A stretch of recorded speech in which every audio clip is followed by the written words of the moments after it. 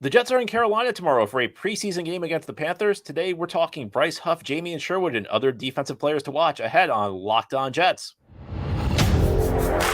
You are Locked On Jets, your daily New York Jets podcast. Part of the Locked On Podcast Network, your team every day.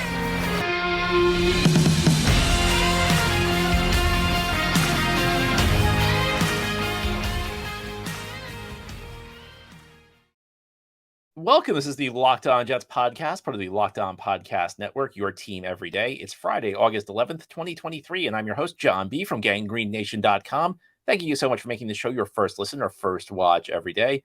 Subscribe to the show for free on YouTube or wherever you get your podcasts so that you get new episodes as soon as they're posted.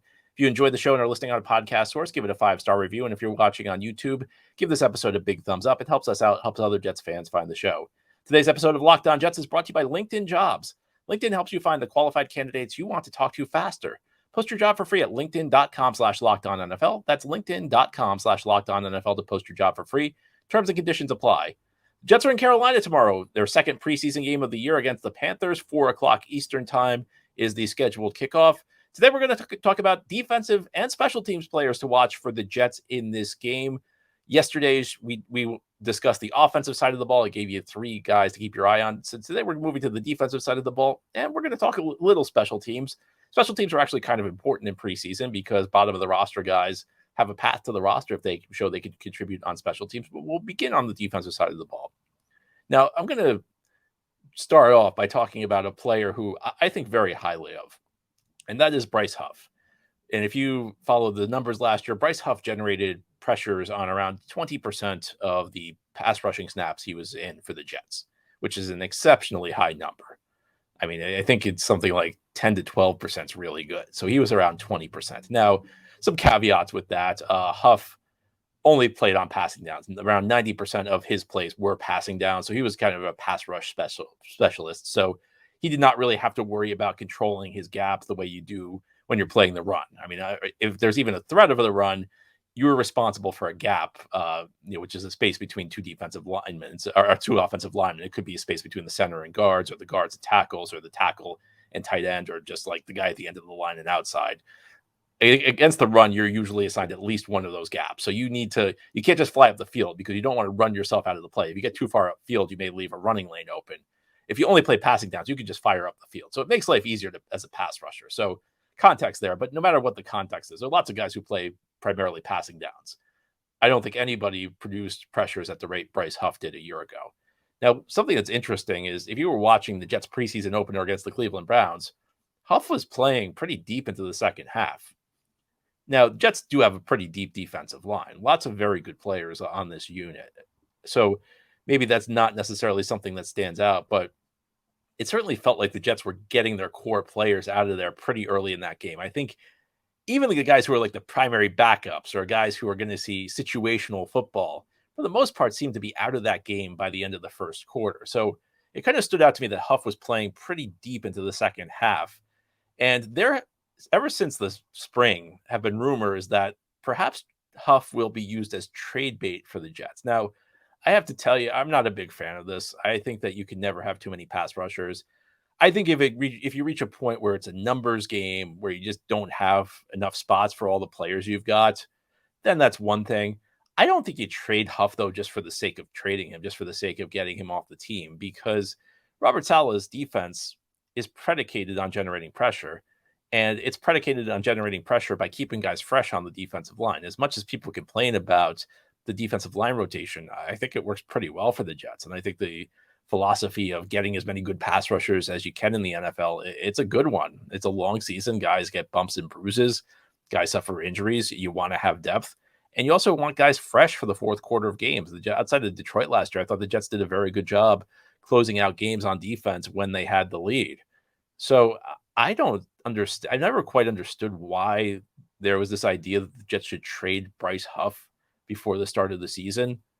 I think if you get like an amazing offer, if somebody offers you like a 2nd-round pick for a situational pass rusher, it's one thing. If somebody offers you a starting tackle and fills your biggest need, that's one thing. I mean, every player has a price, but I don't know why anybody would expect that some team would be willing to drastically overpay for Bryce Huff. again, if you can fill a huge problem on your roster, if there's another problem area where maybe you can get a starting level player for a part-time player, okay. But that assumption is weird to me. I don't think you can ever assume somebody's going to drastically overpay for any player, much less somebody who, he has a valuable skill set in Bryce Huff. He's not necessarily a guy you're going to build your defense around. So I say keep him around. And I mean, I guess there's this idea that Will McDonald's going to take his snaps. Well, Will McDonald can take his snaps if that's what the Jets see as the best option for them moving forward. If Will McDonald's better than Bryce Huff, or if they think like Will McDonald's really going to benefit from getting an increased snap total, that's fine. But I still think you keep Bryce Huff around. I don't think you trade depth especially depth at pass rusher. I've been doing this podcast since 2016, and I'll tell you, there have been a lot of years where I've been upset because the Jets did not even have one good pass rusher on their defensive line or outside linebacker spots. Now the Jets have a lot, and I don't agree with people saying they have too much depth. You can never have too much depth. The NFL is a league where injuries happen, and serious injuries happen on a weekly basis. You want to have quality players behind your starters. And I go back to the offseason. I really thought the Jets should have tried to strike a multi-year contract with Bryce Huff. Now, you never know for sure what a player is going to be amenable to, but it seemed to me like Huff was kind of like everything had kind of lined up for him being willing to potentially leave money on the table because he was an undrafted free agent. So he's made pretty much no money in his career. And he's a good player, but he's not a great player. And at this point of his career, he might be one bad year away from not having a lot of value when he hits free agency a year from now.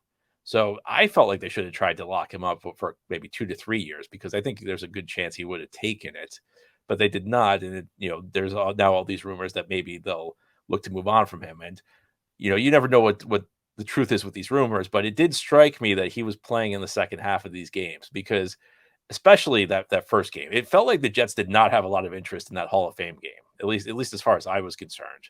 Because even like in the fourth quarter of that game, they weren't really trying to move the ball on offense. They weren't trying. If you watch the play calling, it wasn't like they were trying to make big plays on offense.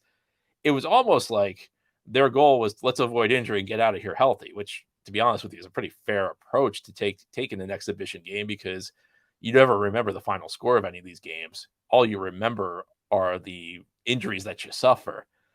But the fact that Huff is out there, the fact that Huff is playing in the second half where he is exposed to injury, that kind of suggests to me that maybe he's not a key part of this team moving forward. So I'm watching Huff for his performance. He did have a sack in that first game, and then he was kind of quiet after that.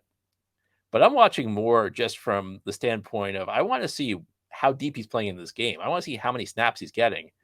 And it's not just a matter of the volume. It's not just a matter of how many snaps he gets. Compare it to the other key players on the team. Is he playing a lot more snaps than the other key guys? That could tell you something about where Huff fits in on this roster. Now, ahead here on the Locked On Jets podcast, we'll turn our attention to the linebacker position. Jamie Sherwood seems like he might be stepping into a bigger role this year. There could be a guy or two who knocks him out of it. We'll continue that discussion as we move forward on this Friday edition of the Locked On Jets podcast.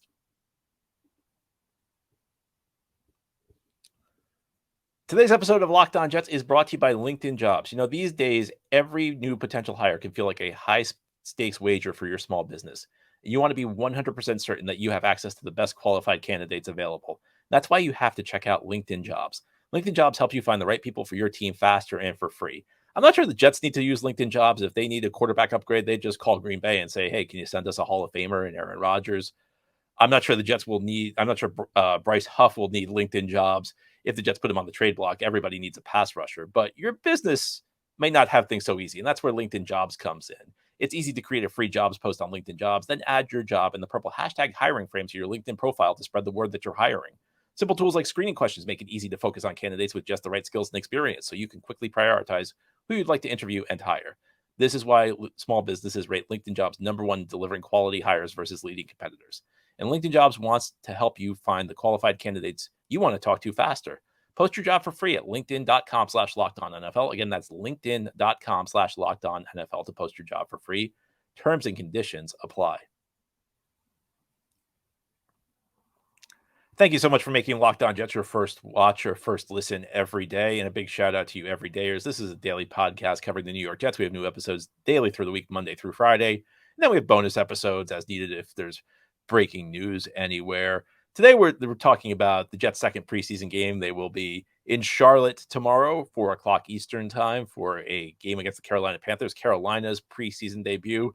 We are expected to see the NFL debut of Bryce Young, the number 1 overall pick in the 2023 NFL draft. But of course, the Jets got their preseason started a little bit early last week with a Hall of Fame game loss to the Cleveland Browns. Yesterday, we talked about the offense. So if you missed that show, go check it out because I gave you 3 offensive players to watch. Today, we're focused on defense and we're focused on special teams. Linebacker position is kind of an interesting spot for the Jets.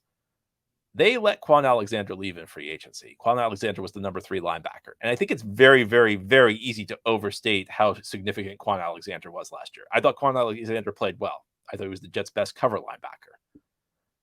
The number 3 linebacker in Robert Saleh's defense is a part-time player. I think people still have this mindset that the NFL of 15, 20 years ago, where you're playing a 4-3 defense and you have 3 starting linebackers. The Jets have 2 starting linebackers. And the third guy is a situational player. He comes in when the other team has heavier sets. The typical NFL offense runs 3 receivers, which means you need 5 defensive backs on the field. And if you have 5 defensive backs, there's only room for 2 linebackers. So all this is to say, not to diminish how significant the third linebacker is, but I guess I'm doing it because it's a part-time player. That said, part-time players can make a difference.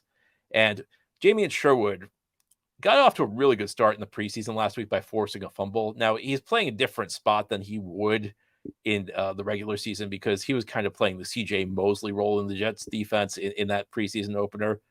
But you still like to see him get experience because the Mosley role actually has more on his plate than the role Sherwood will be playing. Mosley is kind of the guy who gets everybody lined up correctly. He's kind of what you know as the quarterback of the defense. So Jets are giving Sherwood snaps in that role. And that kind of tells you what they think of him. And you could go back a few years ago. Mosley missed a game, and Sherwood kind of took over as the leading linebacker on defense. That was a terrible defensive performance by the Jets. They got absolutely crushed by New England that day. But you've always gotten the feeling that this coaching staff is kind of high on Jamie and Sherwood. And it's been a couple of years. You know, he suffered a serious injury. Actually suffered a serious injury in that game I just mentioned. It feels like the coaching staff has kind of been trying to work him slowly into this role, into eventually taking on this role as the third linebacker. He, of course, played the safety position at Auburn, and the Jets drafted him, converted him to linebacker, and that's received a lot of criticism for reasons I'm not entirely sure why. Drafting safeties and converting them to linebackers is not exactly uncommon in the NFL these days, but it's been a slow growth trajectory for him. The fact that Jets did not make more of an effort to bring back Quan Alexander, to me, that says something. Maybe I'm wrong, but I think sometimes you can tell how much a team believes in a player based on how they treat players at the same position in free agency. I feel like if the Jets were not high on Sherwood, they would have brought Quan Alexander back because Quan Alexander did not get a big contract from the Pittsburgh Steelers. The Jets, it just doesn't seem like they were that interested. And maybe the reason they weren't interested is that they really believe Jamie and Sherwood's ready to step into the Quan Alexander role, which in fairness is not that it's a role that matters. It's a role, but it's not that important. And what the Jets, I think, need more than anything out of that role, they need somebody who can cover. CJ Mosley is a good run defender. Quincy Williams is hit or miss against the run, but he does make big plays. Neither guy is particularly great in pass coverage. Mosley, I think, can find his spot in a zone drop, but that's about it. He really struggles one-on-one. He's, not the greatest cover linebacker, and I don't think Quincy Williams really brings much to the table as a cover linebacker. And I think part of the philosophy of drafting college safeties and trying to convert them to linebackers, Jets also did this with Hamza Nasruddin 2 years ago. The same day they drafted Sherwood, they also drafted Nasruddin. Safeties are typically better cover guys than linebackers, but they're better in run support than corners are. And when you play, either the third linebacker, or you play the slot corner. And when the third linebacker's on, the slot corner comes off, you're kind of looking for the best of both worlds. You're kind of looking for nickel caliber coverage, but linebacker caliber run play. And in today's NFL, particularly with the athletic tight ends you have to face, especially if you have Super Bowl designs like the Jets do, you're really going to have to go up against good tight ends. If your team is just not going to be that good, I guess it doesn't make that big of a difference because there aren't a lot of teams with great tight ends. But the teams that you're going to compete for a championship, a lot of them do have very good tight ends. So that's where this role tends to matter. And Sherwood, again, it was up and down. It was actually more up and down than I thought on the first watch. He did force a fumble in the first quarter. There were also times where he was kind of out of position, not in the right spot. And even if he's going to play the Mosley role, if he's going to be the Mike linebacker, it's still worth watching because I think it's actually a bigger role than what he'll have during the season. It's actually more on his plate than will be during the regular season. So I'd like to see how Sherwood handles it. And also to keep an eye at the linebacker position, Chaz Surratt, who was one of the featured players when Hard Knocks broke down the game, or Hard Knocks showed you footage of the game, and Salah kept going on about, I love this guy. He's so fast.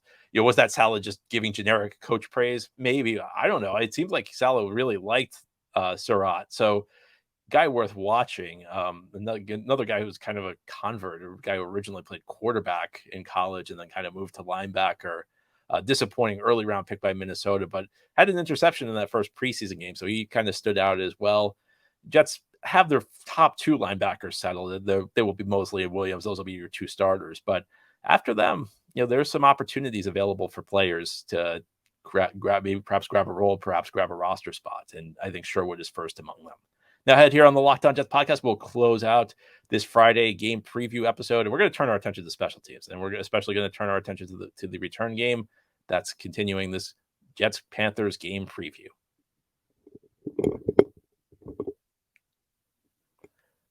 This is the Locked On Jets podcast here on this Friday. Jets-Panthers tomorrow, 4 o'clock Eastern time from Carolina. We've talked offense yesterday. We've talked defense today. Let's turn our attention briefly to the special teams, though.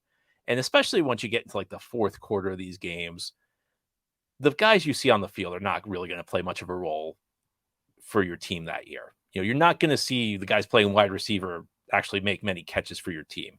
You're not going to see the guys playing defensive tackle make many tackles for your team.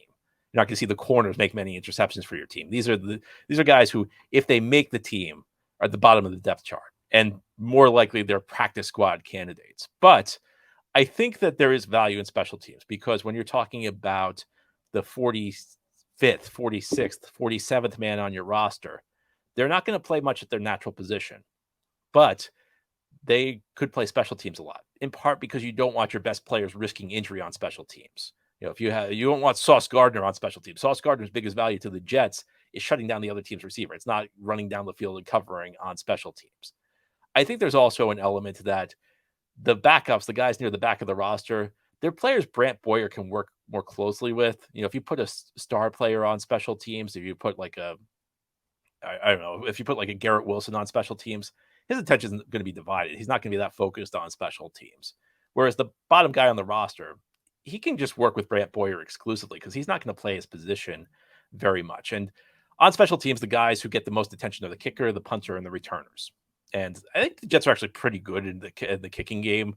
I think Greg Zuerlein's a guy I trust. For years, I've been complaining because it's not that hard to find a good kicker. There's always a good kicker available for cheap in free agency. And Joe Douglas, for whatever reason, goes out and gets terrible kickers. And last year, he finally brought in Greg Zuerlein. They finally found a good kicker, there's always a proven NFL kicker available in free agency.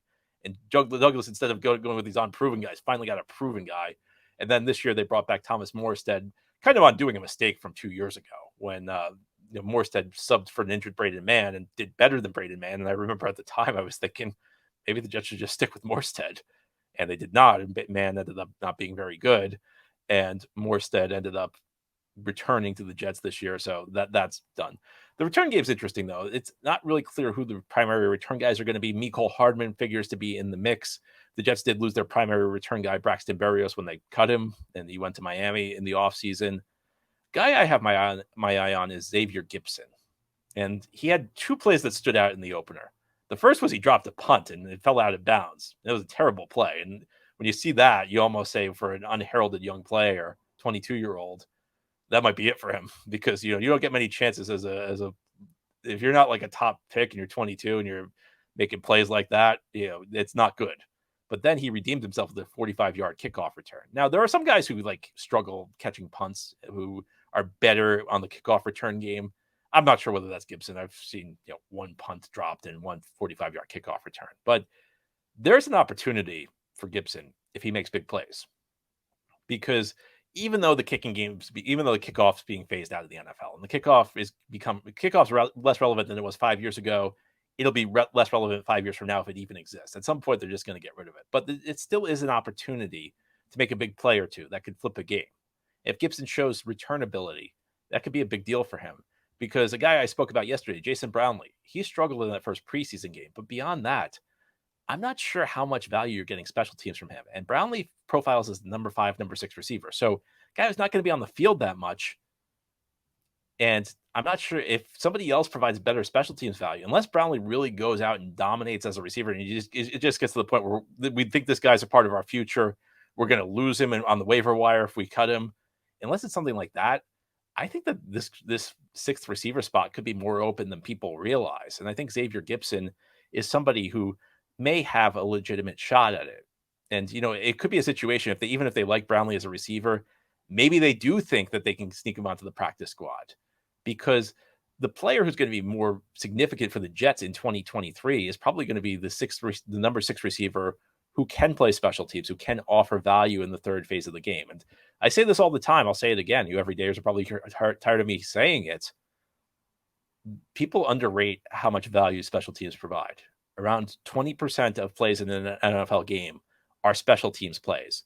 So guys who can contribute there are unheralded. I mean, I hear people complaining about Justin Hardy all the time, a guy who plays special teams exclusively for the Jets, but was among the league leaders last year in tackles and punt coverage. Guy who's a very good player on special teams and adds a lot of value that I think a lot of folks kind of dismiss because it doesn't happen at his natural position of corner. Special teamers matter in this league. And Xavier Gibson, there was one bad play, one good play. Now you can't that's the thing about this is you don't want to make errors. You don't want another bad play for Xavier Gibson, but another big return. And suddenly we might be talking about, does this guy have a shot at making the roster? Anyway, that's all for today's episode. This has been the Locked On Jets podcast, part of the Locked On Podcast Network. Your team every day is our motto. As always, if you enjoy the show, hit the subscribe button where you're watching or listening so that you'll never miss an episode. If you enjoy the show and are listening on the podcast source, give it a 5-star review. And if you're watching on YouTube, give this episode a big thumbs up. Enjoy the game, everybody. We'll be back next week to break it down and talk more Jets.